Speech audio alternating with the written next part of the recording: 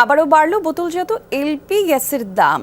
22 KG বোতলের গ্যাসটি 35 টাকা বাড়িয়ে 1,456 টাকা নির্ধারণ করা হয়েছে। বিকেলে গ্যাসের নতুন এই দামের তথ্য জানিয়েছে Bangladesh energy regulatory commission.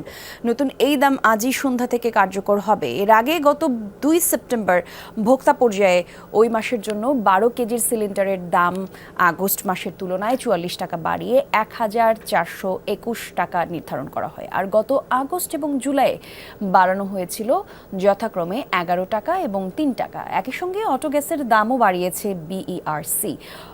October মাসে ভোক্তা পর্যায়ে অটোগ্যাসের মূসক সহ দাম প্রতি লিটার 66 টাকা 84 পয়সা নির্ধারণ করা হয়েছে।